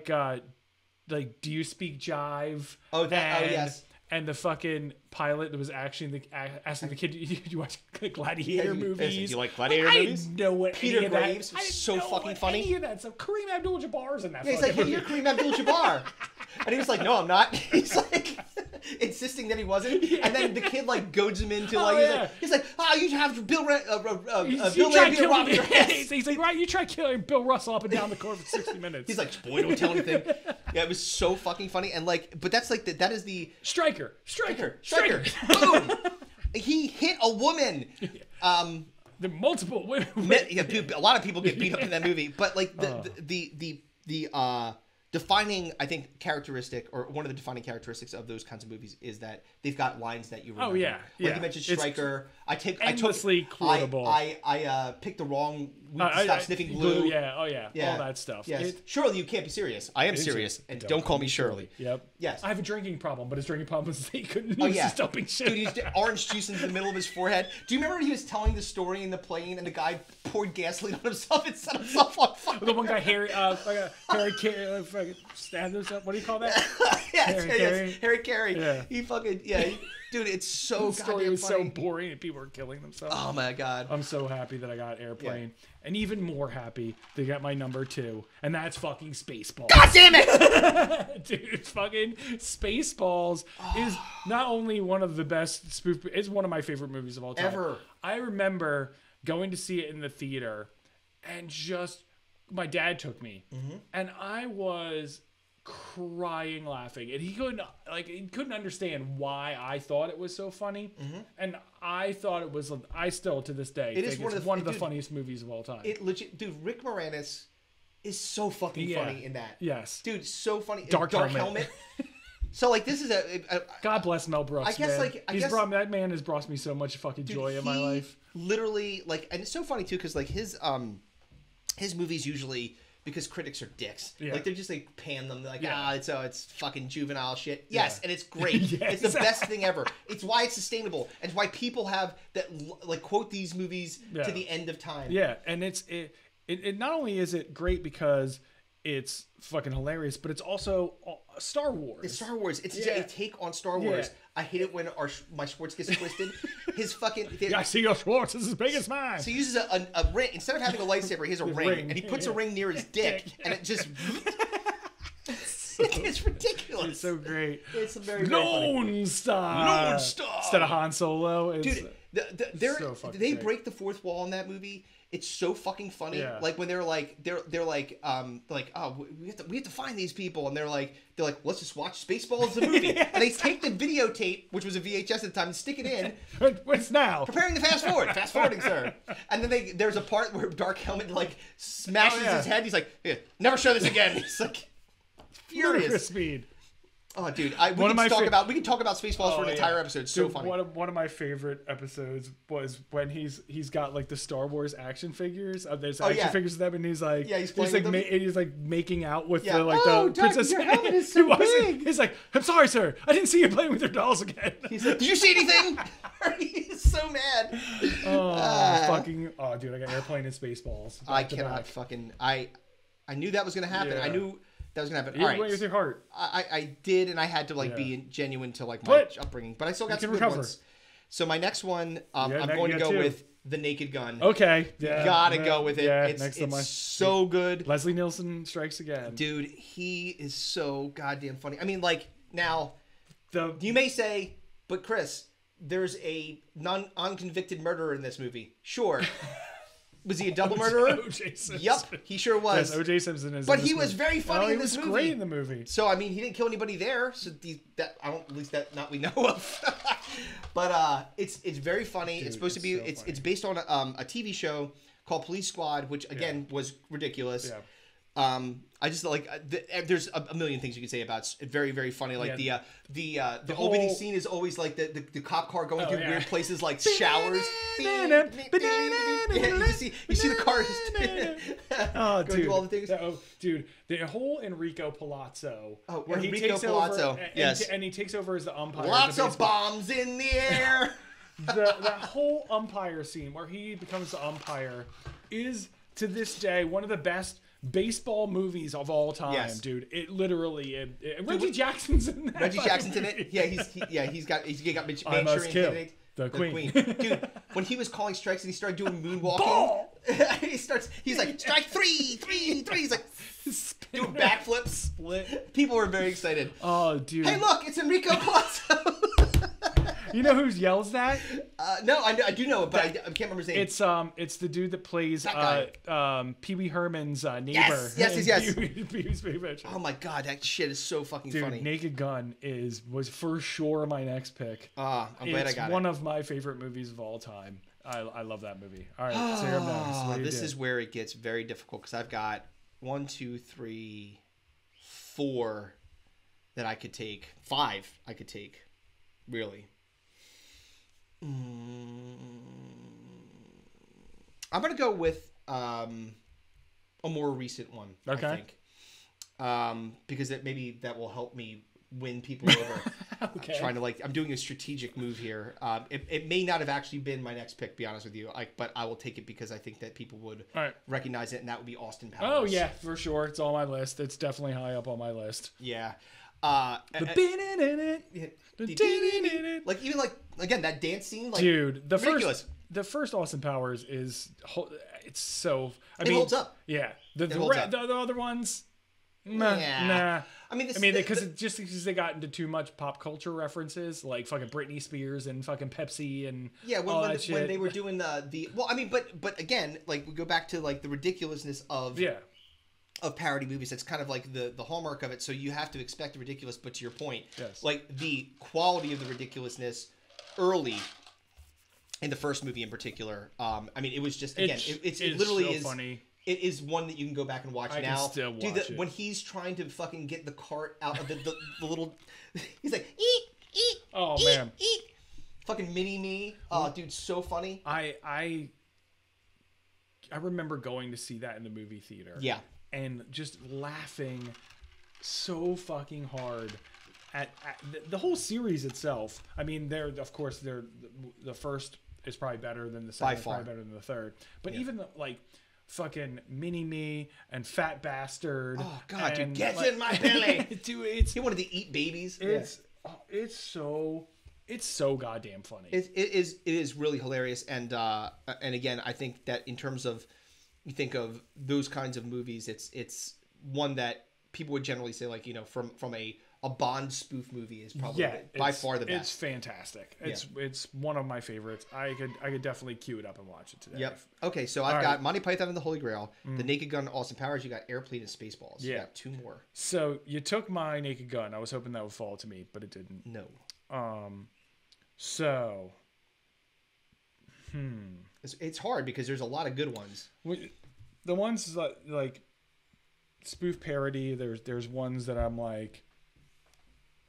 Kind of is in that mold, but I'm gonna take the one that I know for sure is again critically acclaimed and always at the top of the list, and this is Spinal Tap. Yes, yes. Dude, turn it up to 11. As a metalhead, like I have to fucking take Spinal Tap, and it spawned a lot of other like. More recent like pop culture type things like so it's not like just like Spinal Tap was a story of a band. It's a takeoff of a rockumentary. Exactly. So it Rob Reiner was actually the first movie that he directed. Rob Reiner, but like Christopher Guest, Michael McKean, Harry Shearer, they're all hilarious, dude. It's so fucking funny. The fucking drummers keep exploding. The fucking like it's just it's basically it follows them on an English rock group's concert tour through the United States, and their album is called Smell the Glove. Dude, one of their songs is called Lick My Love Pump. This piece is called Lick My Love Pump. I mean, like they made remember they had the fucking alien pods? Oh yeah. Harry Shearer couldn't get out. The fucking alien pod, the fucking Stonehenge, but it was really small, so they had like a midget fucking come out. Oh, sorry, a little person. Yes. To come out like to the fucking Stonehenge megalith. Dude, it's so funny. It's like so funny. It's so 80s. And it's so fucking funny. But it also is like it honestly is the it's like the penultimate like when you think about like mockumentaries. That probably is it's the one that it's the defining mockumentary. It is the standard bearer of mockumentaries by far, sure. Not even close. I love it. All right, so you got Airplane, Spaceballs, and now Spinal Tap. That's a strong fucking 3. What else you got? You're in trouble. In Dutch. I know and it. I think this one might kill me. Seal your fucking fate. Don't take what I want. And I have to do it. Do it. It's Hot Shots. Oh. You can see where his heart breaks. That was high on my list, dude. I wanted to take like again, Mel Brooks, all that stuff, but Hot Shots as a parody to Top Gun. It is so fucking funny. It's so again, it came out in 91. Right. So think of that. 76, 86, we're 15 years old at the time. Yep. So that is right in the wheelhouse of like stupid, immature, fantastic, fucking like it's one of my like top 5 like spoof movies, and I'm so glad it fell to me where it did, because fucking Charlie Sheen is so fucking good in this movie. Dude, he's great. Charlie Sheen, Cary Elwes, John Cryer, what's his name? Lloyd Bridges. Lloyd Bridges is so good. Dude, oh my god, it's so fucking. And even funny. like as ridiculous, like we talk about Austin Powers and like the ridiculousness of the sequels and how they kind of got progressively worse. The second one was actually part 2. Part 2 was fucking funny. Dude, like it really did sustain. It was very funny. Dude, really good one. I just love the fucking. Walleye vision with fucking his eyes are like where he sees everything like it's a fucking hotel like a peephole. Yeah, exactly. I mean, like as a spoof movie, it's so ridiculous, it's so over the top, it's so fucking. But it was also true to like it did fucking follow along with like and that's the other Buzz Harley. That way he was Buzz instead of Maverick. Right. His instead of Goose, Mailman. Mailman. And his name was Walleye. Was John Cryer, right? Was it Walleye? Yeah. Yeah, Walleye. Yeah.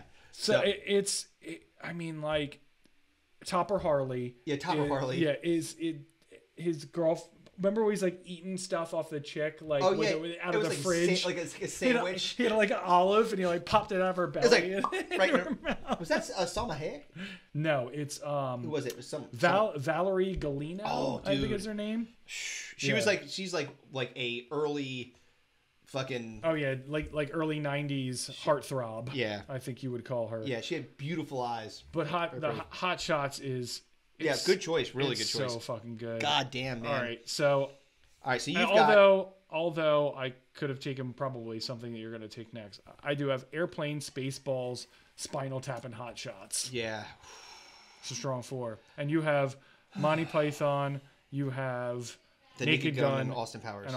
Okay. Well, I have to fulfill my my quota of Mel Brooks, so I'm not going to skip over Mel Brooks, and I'm going to take Blazing Saddles. Yeah, see, that was where I was like, is it?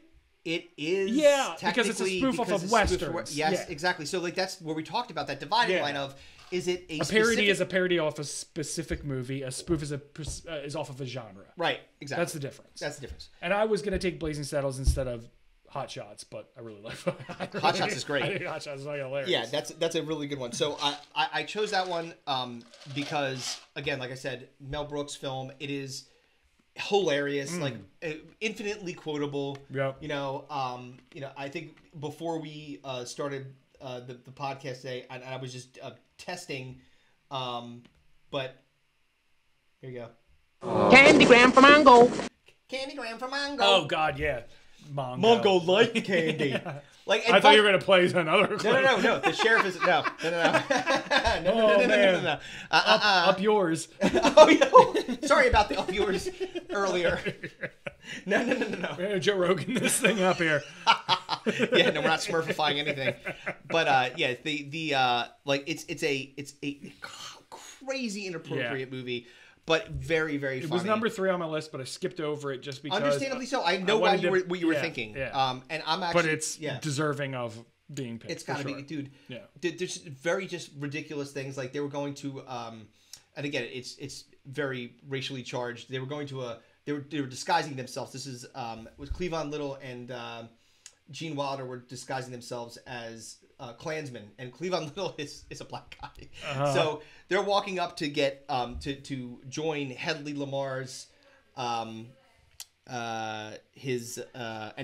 Lamar is actually a take on an actress from the 60s, I think, or 50s, and they're going to join his clan, and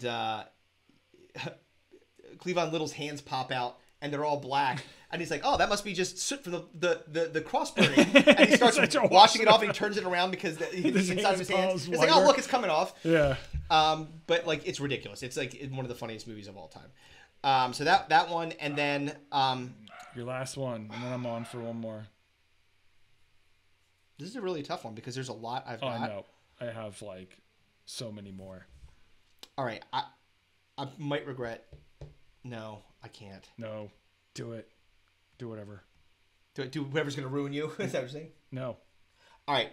So what I'm gonna do Don't ruin me. What? No, ruin me. Yes. I'm gonna take Scary Movie. Yeah. Yep. There. So that's for sure on my list. Yeah. It's got your face. Dude, it's again when I think back to like just the thing that you triggered in me. Oh yeah, we talked about a second ago. Like. And like I was that movie's so fucking funny, dude. It's chock full of Easter eggs. Yeah. To do fucking ghost faces getting high and his mask is changing because he's all like. That was the what's up part. Yeah, the what's up part. Yeah, like, and that whole scene where he's like, fucking, he's got the fucking hedge trimmer on her bush. Like, yeah, exactly. Bats fly out. It's like, oh, I guess it's been a while. Again, it's ridiculous. Yeah. But it plays homage to Scream, and it's very, it's like right on the nose. It's perfect. It's so fucking. They had Officer Doofy. Was fucking. Officer Doofy. He salutes like this, dude. Because David Arquette's not exactly put in the best light in that first movie. Although I'll say this. Non sequitur, I just watched the new Scream movie, and it was really good. I can't believe it. Yeah. Like, really good. I haven't seen it. But... Courtney Cox looks like they stitched her back together. Oh, like, yeah. Like, they really, like, pull your face back here. You had some unfriendly plastic surgery. But Neve Campbell looks, like, exactly the same. Yeah. It's unbelievable. She held up. Anyway, so then I've got my final. Write it down. Monty Python, Holy Grail.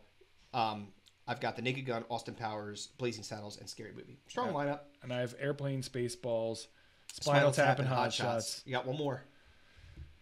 Now this is where it's tough. Because you only one, I remember watching as a kid and think it was the funniest fucking thing I've ever seen. Yeah. But I only remember bits and pieces of it, so I think I'm going to save it for an honorable mention because it came out a while ago. I think I know which one you're going to talk about. And then there's 3 that are relatively recent. Mm-hmm. I know one that I was toying with that was recent. But I'm going to go with a Mel Brooks one. Okay. And it's probably one of his most recent ones. And it's a little further down my list. But you know what? Sometimes you just got to take what you like. Yeah. And that's Robin Hood Men in Tights. So fucking funny, dude. Fucking Dave Chappelle's in that movie. Yeah. Carrie Elwes. God bless you. Dude, Robin Hood Men in Tights is one of the funniest movies. Dude, it's so fucking great. I know it's weird to put that in like the top 10 of like spoof parody comedies. No, it's great because I love that fucking. I had to go with my heart for the last one, man. Right, I fucking love that goddamn dude. movie. I'll tell you why it's great because first of all because it fits exactly what you were talking about, which is this is Robin Hood's been done 8 billion times. Oh yeah. So this is just taking that is like unlike other Robin Hoods, I speak with an English accent because he was up like fucking with Kevin Costner, who was like, "Hey, what's up?" He sounds like he's coming right out of Field of Dreams. Fucking Yellowstone, fucking Robin Hood. Yellowstone ass Robin Hood. He does not have a British accent. So really good, very funny, great cast. Richard Lewis is the King England. Dude, his mole keeps moving around his face. Oh man, Dom DeLuise is in it. He's like, I have a mole. He was.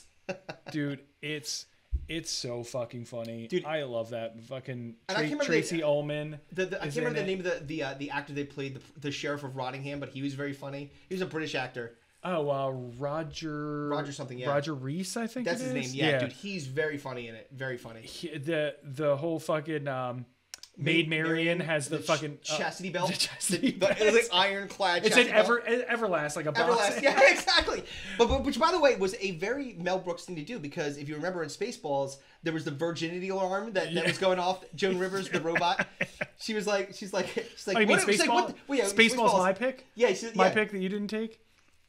I don't know. I can stop complimenting your pick.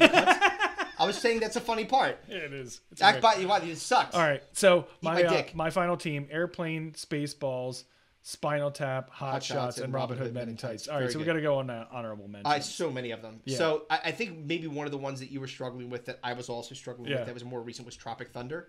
Oh no, I didn't actually. That was further down on my list. But that's definitely. Oh yeah, that's definitely spoof on action movies. Yeah, dude, that opening sequence. We've talked about it on this podcast before. So. Yeah, God, booty juice. It was booty sweat. Booty sweat. And then the busting farts, up bar. The farts. And then there was like the religious gay movie with Robert Downey Jr. Oh, and Tobey Maguire. What the hell was it called? Oh, dude. Oh, God, that's so funny. Hold on, I forget the name of it. That's so funny. Keep going.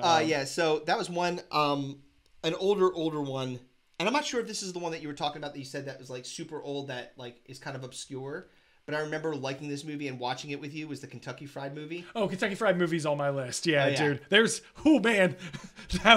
Can't do that no more. That was the 70s. But the one I was actually talking about was Top Secret. Top Secret, yes, that one too. But that one very high on like every single spoof parody list. But it's 84. Yeah. It's very like not relevant at this time. Yeah. It's very.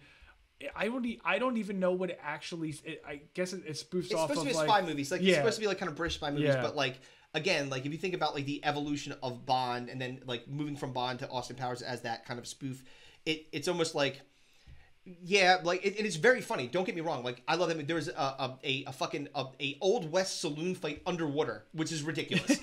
Like this dude, this Nazi was picking up a giant phone. Like it's definitely infinitely quotable. What else did you have? Because I had that on my list. Yeah, that was there. I had Shaun of the Dead. Oh yeah, yep. Zombie movies, like that's a really good one. Young Frankenstein was another one that like trying to find what the what the fucking movie was called in that opening scene. Oh, dude, it's so funny. It's like the name of the rose, something of the rose, or something like that. Something like that. Temptation of the Rose or some dumb shit. So stupid. I'm gonna stop looking. What else? So, some of the blaxploitation ones, like which are great. I'm Gonna Get You, Sucker. Is fucking hilarious. That movie. One that so you and I saw. I think we saw it in the theater, and we've quoted it before. Is CB4. CB4. Dude, CB4 is straight out of low cash. Crazy motherfucker named Gusto. Fucked your wife because the bitch was a big hoe. I fucked your mama. I fucked your cat. I would have fucked your sister, but the bitch too fat. Dude, so Men funny. Without Hats. Men Without Hats. This is the name of the group. Men Without Hats. We got some hats now, motherfucker. Yeah. Dude, so good. I'm Gonna Get You, Sucker. So good. MacGruber. Must be mentioned. Oh, yeah. They made a show with that. Like, apparently, they just started. Or they were dude, making a show MacGruber is when he's fucking the ghost in the cemetery. It is one of the most pissed my pants laughing. Ridiculous thing. One that's a little bit older that we kind of like we passed over, but is a good one and one that I watched 1,000 times. I was actually struggling with him a little bit. Johnny Dangerously. Okay, really good. Again, more of a genre type. What the fuck's his name? Michael Keaton. Yeah, Michael Keaton. Yeah, and Joe Piscopo. Like in one of the only movies that he's ever in or good in. My mother shot me once. A couple more recent ones. Pop Star. Never Stop Stopping. Never Stop Stopping. Yep, that was on my list too. Fucking hilarious. Very funny. And Dewey Cox. Dewey Cox, yeah. Which was the take off. Yeah, Walk Hard, dude. Yep, Walk that was Hard, on my list too. Dude, Walk That Hard. That movie is fucking funny. So fucking funny. Dude, John C. Reilly. But Pop Star was so surprisingly funny. Yeah. Like the songs from Lonely Island in that movie are beyond fucking hilarious. One last one that I don't. Would you consider Young Frankenstein? Yeah, Young Frankenstein. I had that in there too. Yeah. Like it's a spoof on a Frankenstein movie, so I would say that definitely fits the bill. One that came up a lot, which I guess I understand why, because it's genre specific spoofing or parody, which was the Three Amigos. But Three Amigos is great. Fantastic movie. I love that. I didn't really but like in terms of like on the nose, like what are we talking about here? I just didn't feel like it. Yeah, I mean, it's such a good movie though. So great. When he shoots the fucking singing bush. Dude, I just recently watched Party. Oh yeah, he shoots the invisible guy. He comes out. You just see the impression of them falling into the ground. I do not think that word means what you think it means. I think that. I remember when I was watching it. I might have been watching it with you. I'm not sure. I was watching it with somebody recently where the scene where they're in the desert and they're trying to they're super thirsty. And Steve Martin goes and he takes his canteen to go like this, and like a little drop of water goes in, and then Martin Short grabs it, and then sand pours out of it, and then Chevy Chase is sitting there and he just starts chugging water and spilling it all over the place, and they're just looking at him like he dumps it out, he spits it. Oh, and it wasn't the farts; it was the fatties. The fatties. Oh, the fatties. And what was the name of the Robert Downey Jr.